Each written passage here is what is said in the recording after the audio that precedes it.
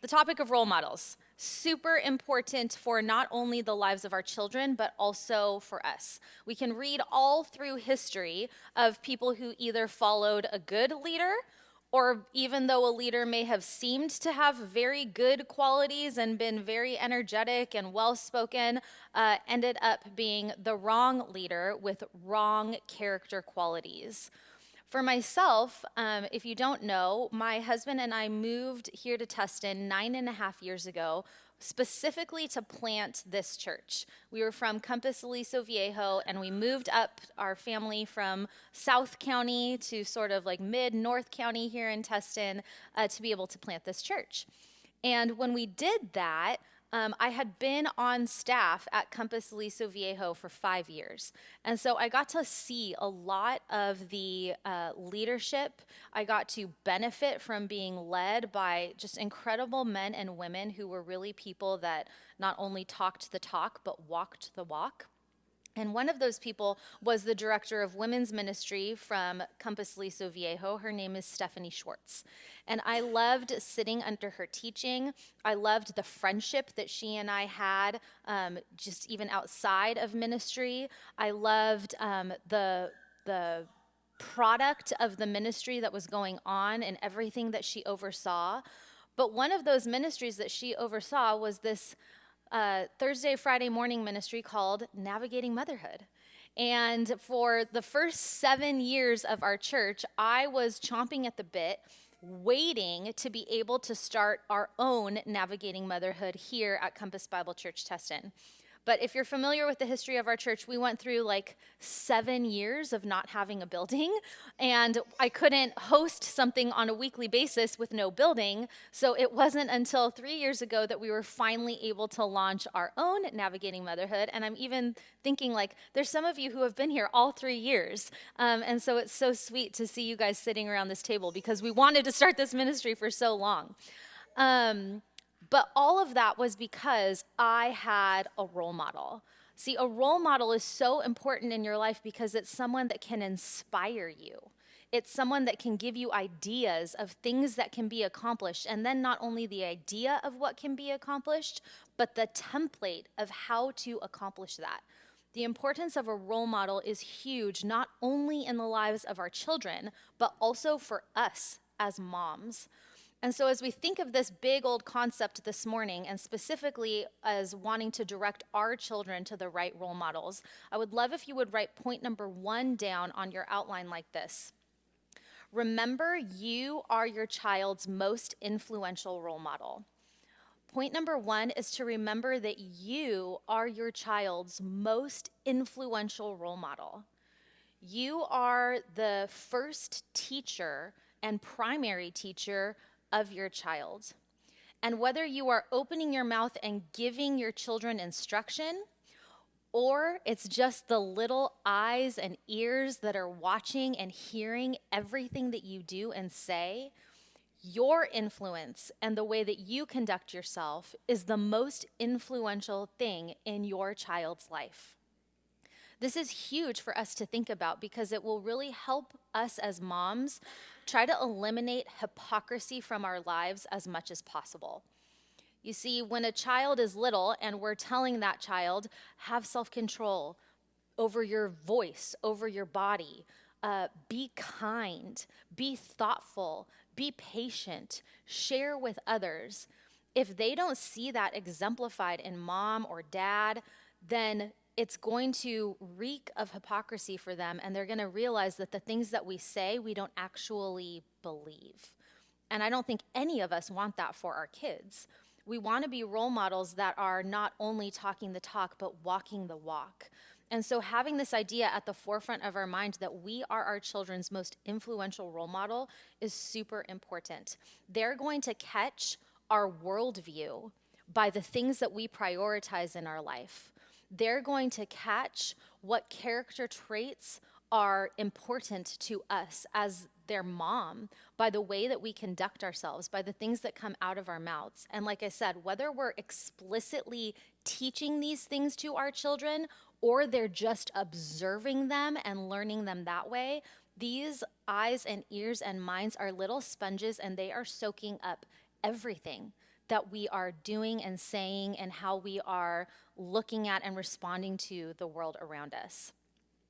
As you guys know, our oldest just turned 19 on Sunday. It's crazy to think that next year at this time I will have a 20-year-old. Oh my goodness. But she just turned 19 on Sunday. And I think I've mentioned it in here before that this past August, we just moved her into her dorm. Now, if you would have seen me or my husband or encountered either of us on the day that we moved our Sophia out of our house and into her dorm, you would have thought that we were moving her to Russia. I'm not even kidding you. Like the heartache and the pain that was associated with moving our firstborn out of our house and into the dorm, we were very, very devastated when we moved her to Irvine. We were very devastated when we moved her to Irvine. So, yes. But this whole season has been really, really sweet to see the way that she is now operating on her own outside of our house, seeing the things that she is prioritizing, seeing all of the things that she has caught, whether they've been explicitly taught or she's just learned them from observation. And this was especially pronounced in my mind because a few weeks ago, she posted on her Insta story, it was like this picture of her like sitting crisscross applesauce on her bed, and she had her laptop propped up, and she was watching the 1995 BBC miniseries of Pride and Prejudice, which, by the way, is the only appropriate, I see the head nods, I hear the amens, thank you for that, the only appropriate version to watch. And she takes this picture and then she captions it with, "I am my mother's daughter." And I just thought, oh, that is so sweet. See, I never sat down with Sophia and told her, okay, in the fall, we watched the 1995 BBC version of Pride and Prejudice. It's just something that she has caught. It's the sweetest thing. And I'm sure that you all have experienced this as moms yourselves, whether your kids are really, really little, or like for our mentor moms in the room, maybe even seeing your own children become mothers themselves and fathers themselves, seeing the things that they've caught and that they're now imitating. It could be something as sweet as your little 2-year-old pulling up a stool next to you and wanting to bake alongside you. It could be like the picture that I have in my mind so vividly of I think he was 3-year-old son at the time, going and grabbing his USC jersey because he saw dad with his USC jersey sitting on the couch watching the game. And so our little 3-year-old went and grabbed his USC jersey, put it on, and then came and sat down right next to my husband and went in the exact same position as him watching the game. They're catching everything. We are our children's most influential role model. And some of those things that I just shared with you are really sweet and also kind of small ways that they are imitating and mimicking us. But on the other end, there can be really unflattering ways that our children mimic us when we start to see them pick up on our bad habits or our bad characteristics. And there are also really significant ways that they will imitate and mimic us. So as we start this whole conversation, we need to remember that this idea of role models starts first and foremost with us. It starts first and foremost in the four walls of our own home. Before we direct our children to anyone else outside of our home, we need to remember that we have this responsibility as moms. And that should not cause us to shrink back or like crumble under the weight of that. That should actually cause us as moms to stand up a little taller, to put our shoulders back and be the type of role model that we want our kids to see. Be the type of woman that we want our daughters to become. Be the type of woman that we want our sons to marry and have qualities that we want them to see in their future wives.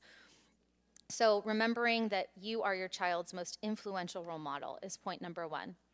But point number two, as then we do seek to point our children to other areas outside of our home, is that we want to be moms that point out good character in others. So point number two is point out good character in others. This is super important because as you see either a peer or an older child or a teenager or maybe even a young adult that is displaying good character, eagerly and enthusiastically point that out to your child. And this is where we do want to open our mouths and really explicitly explain for them and teach them why that person has good character. There's a verse in Proverbs 20:11. It says, "Even a child makes himself known by his acts, by whether his conduct is pure and upright."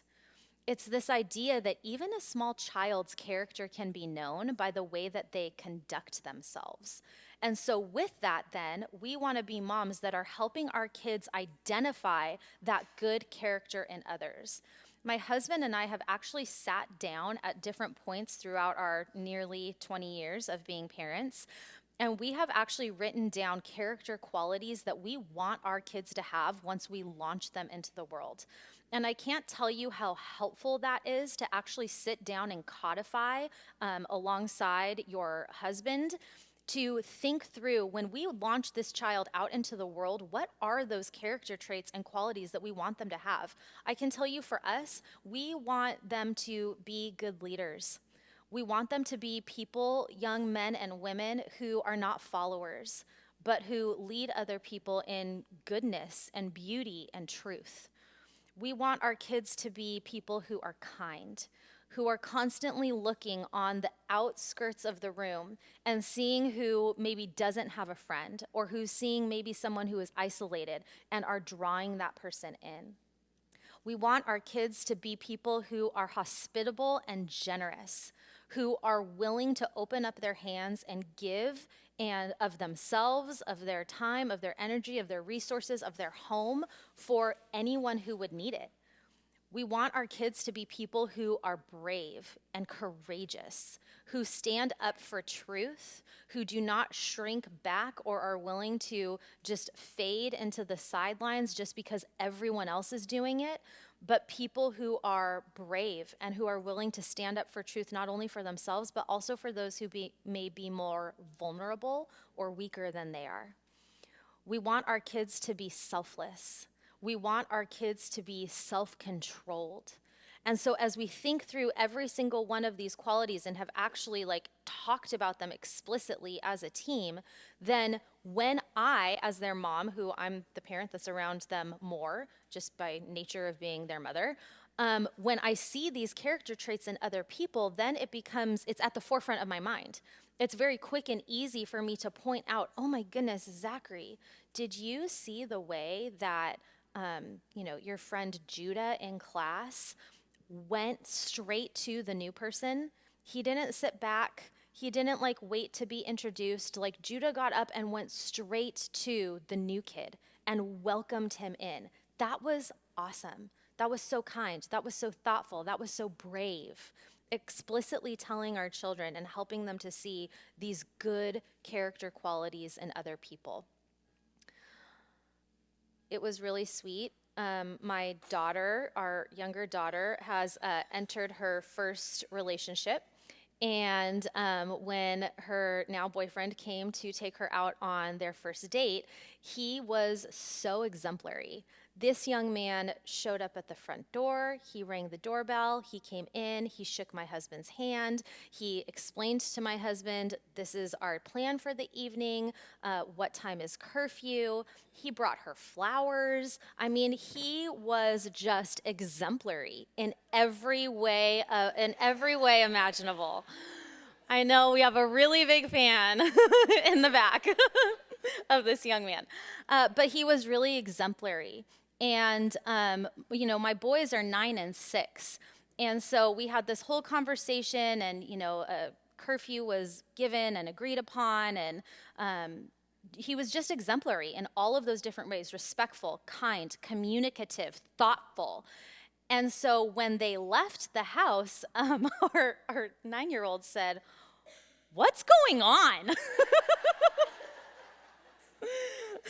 And so we said, oh, well, Luke and Olivia, they're going out on a date. But then my husband and I got to have this big conversation with even our 9 and our 6-year-olds of pointing out to them, when it's time for you to go out on a date, this is exactly how you do it.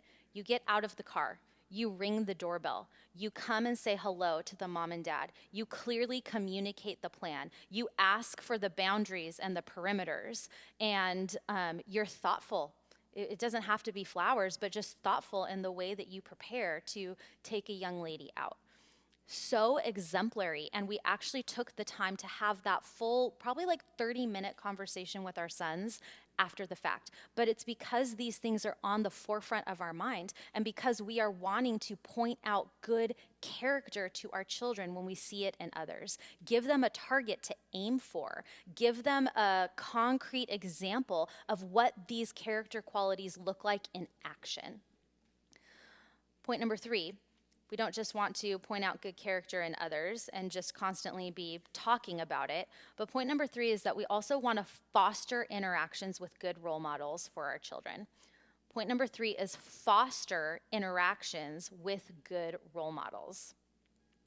As you are looking around and as you are finding those examples and pointing them out to your kids, one of the greatest things that you can do is to actually provide your children more opportunities to be around those role models, to catch and see those real life examples in action.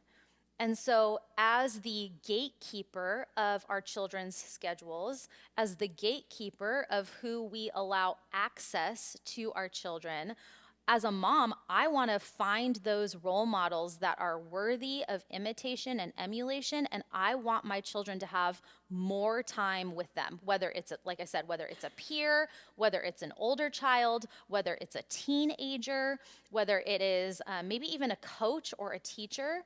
Finding opportunities for your children to have more interactions with them. And that can all sound well and good, but like, what does that practically look like, right? Like, what does that practically look like to foster an interaction with a good role model? It's something as simple as setting up play dates. When you see another child, another peer that is exemplary and could be a good role model, set up a play date. Ask that mom, hey, can you guys hang out? Can we go to the park? Do you guys want to come over? Can we go over to your house? And just have time together. If you find a child that is exemplary, oftentimes the mom, the dad, whoever it may be, is parenting that child well. And so that interaction is probably going to be really beneficial not only for your child, but also for you. And it's not like you need to sit there like clipboard out, notes in hand, like tell me everything that you did. But it's just the being around. It's just the watching the interactions. It's just even sharing life together and hearing how another mom thinks or corrects or directs her child that then you get to be the beneficiary of. And then your child gets to be the beneficiary of a good role model as well. There's another proverb, Proverbs 13:20. I think I've shared it in here before, but Proverbs 13:20 says, "Whoever walks with the wise becomes wise, but the companion of fools will suffer harm." This idea in the Bible that is presented to us all throughout the scriptures, this metaphor, this analogy of walking, is always synonymous with living. And so it's this idea of whoever you're living side by side with, whoever you're seeing most often, whoever are your people, your community, your friends, whoever is living alongside a wise person will become wise. But the companion of a fool will suffer harm. And so when we think about who are the people that we are scheduling play dates with, who are the babysitters that we're asking to come over and watch our children, who are the people that we are getting together with for meals, dinner, lunch, whatever it may be, whoever walks with the wise becomes wise, but the companion of fools will suffer harm. When my older daughters were younger, there was a teenage gal at Compass Liso Viejo that I just was floored by. She was respectful, she was kind, she was everything that I wanted my girls to be. But there was such an age discrepancy there, right? Like my girls were like 3, 4, 5, 6 age, and she was like a teenager. She was like a sophomore, junior in high school. And one night it just came to me, oh my goodness, I should ask if she babysits. And sure enough, so I texted the mom and said, does she babysit? And she said, yes, she does. And so then that young woman became our like primary babysitter all through our girls growing up and really until we moved here to Compass Tustin. And it was another great opportunity. This is a good role model. This young woman is exemplary, and I want her to have time. I want her to be around my children. I trust her, and I would love for my girls to be like her someday. And so even the babysitters that you find are people that you can make sure are good role models for your kids. The best part about this verse, honestly, ladies, is that when you are connected at a solid, great church, this is literally served to you on a golden platter. If you look at the table leaders that we have, if you look at the mentor moms in the room, if you look even at our hospitality team, these are ladies who are wise.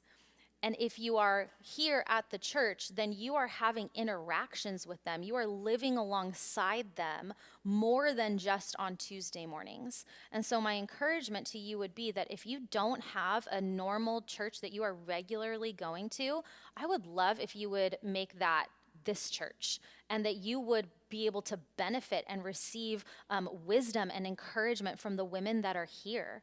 Imagine coming to church on a Sunday morning and it's not just like Kristen, Tracy, Andrea, and Erica, but there's like hundreds of these women at the church. That it's not just Debbie and Robin and our gals at the hospitality table, but it's tens, I'm not going to say hundreds, but tens of women that are older and wiser and have walked the road of motherhood well.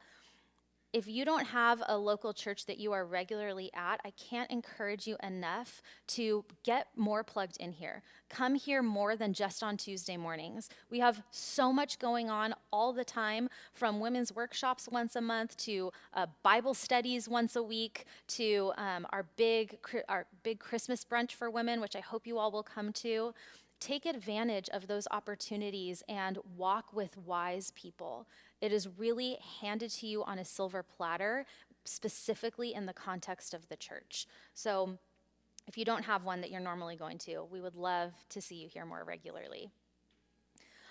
But fostering interactions is not the only thing that we can do to point and direct our children to good role models, because the problem, even with the best of role models, even with us as mothers, is that at some point we are going to fail.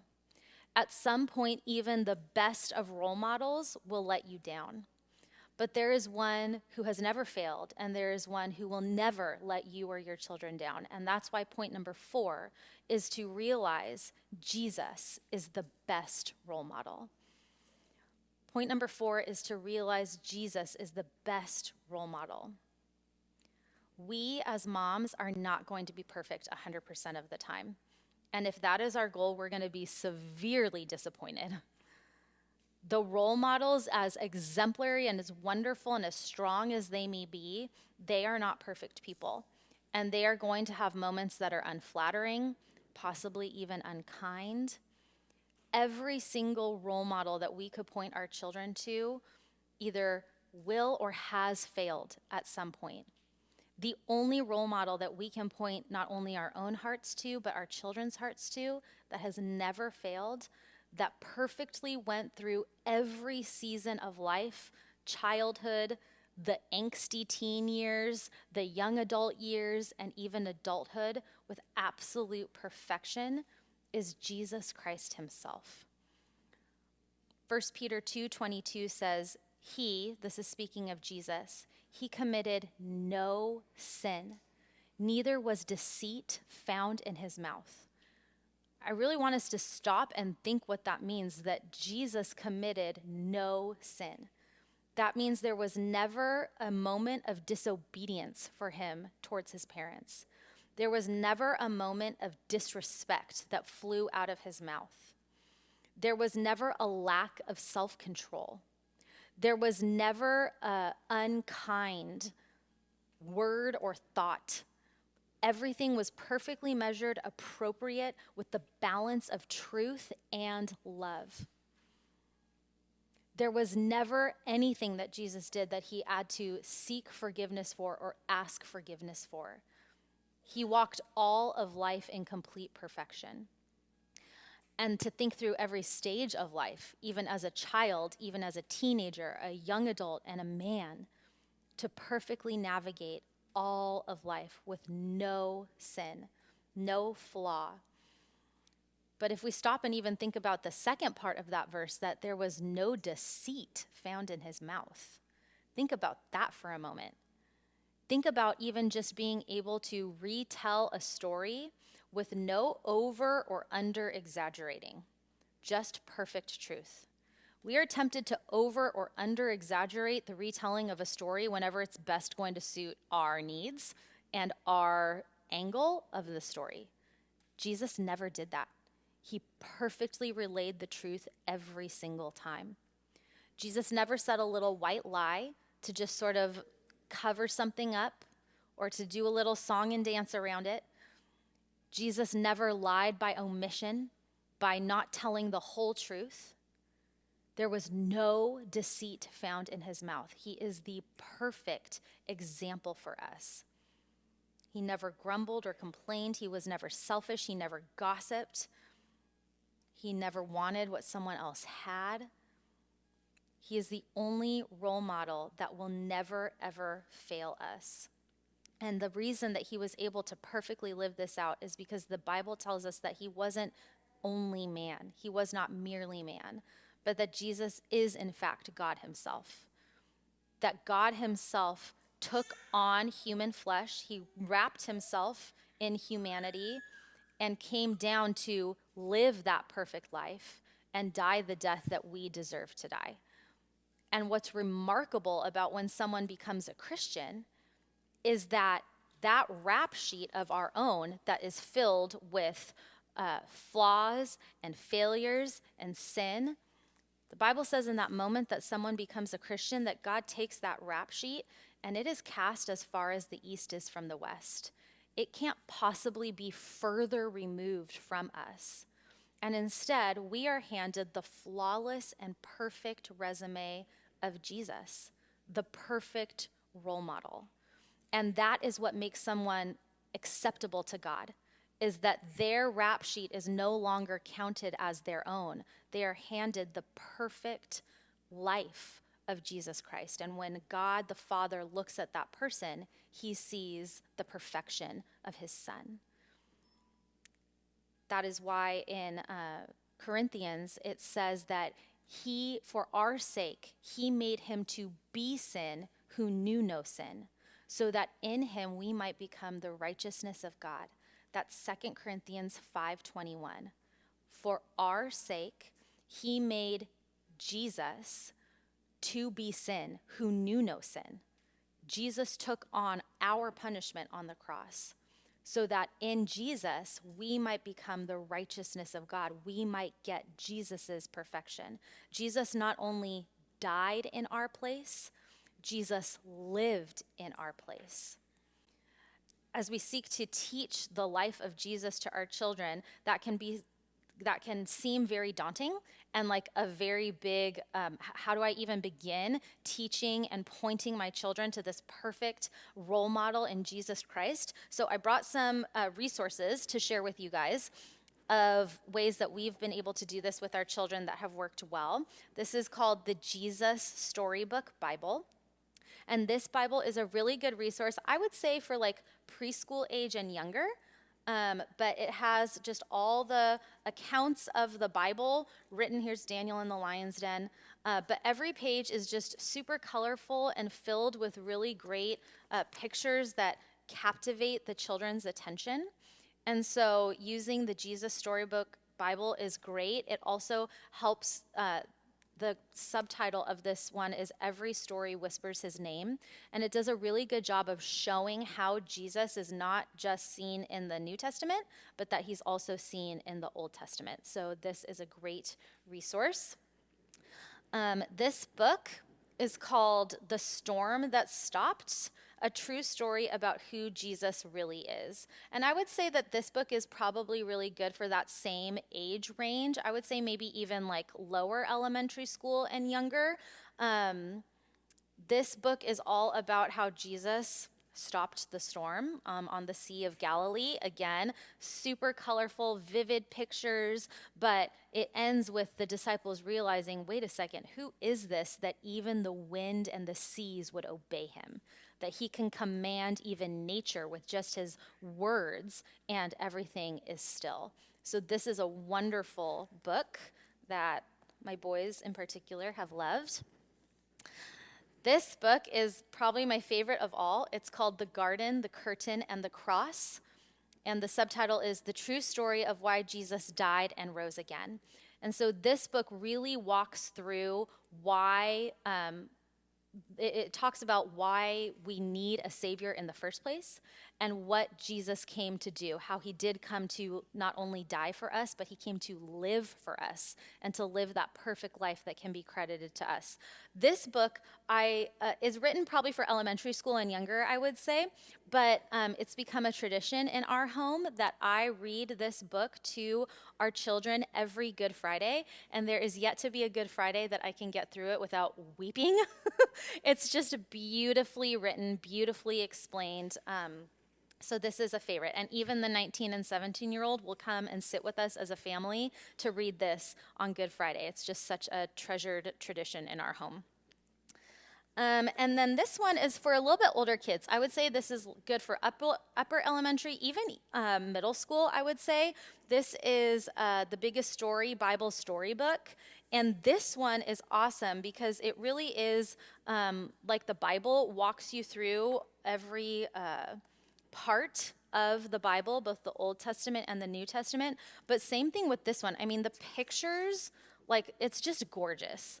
It's really, really beautiful. It captures their attention and is just a great way to work through the totality of the Bible with your children. So these are all resources that I highly recommend. We can certainly, when we send out the email to you guys, we can include links to all of these books if you would like them. If you want to order them, they can just quick, easy click. But not only for you, not only for your children, you want to make sure that you are learning about the life of Jesus too, right? That you are utilizing him as role model as well and seeing the way that he navigated all of life that is recorded for us in the scriptures. And so the resource that I would commend to you, which I know that I think all of you already have, is a good study Bible. And I know that Jen walked through this a few weeks ago, but really using the study Bible to study about the life of Jesus, we find the account of Jesus' life in the first 4 books of the New Testament. We call those the gospel, and that's Matthew, Mark, Luke, and John. And just if you don't know where to start with reading your Bible, my personal recommendation would be to start with one of the Gospels. To start, my 2 personal favorites would be Matthew or John. And then to utilize all of the commentary that's at the bottom of the pages to really make sure, that it's all down here, to really make sure that you're understanding what is being communicated here and even the context of what is going on at the time, the words that are said. This is the best way for you to just get into God's pure word and then to read some commentary on how to interpret it and apply it appropriately to your life. As I said, no other role model is able to has perfectly navigated every portion of life. And so it's super important that we direct and point our kids to Jesus as the best and primary role model. But more than that, Jesus is not simply a role model. Jesus is the Savior of the world. And no other role model can offer to us what he can, that his perfect resume can be applied to our lives, and that's what makes us acceptable to God. And so my encouragement to you, and my encouragement to you not only personally, but as a mom, is to learn about his life, to model his behavior, but more than that, to trust in him, that his life and death can be credited to you, and that is what will make you acceptable to God. So I'm going to turn you over to your discussion questions now, and I hope that you guys have a great time chatting and sharing, brainstorming ideas about ways that we can apply this as moms as we seek to direct our kids towards the right role models. Thank you.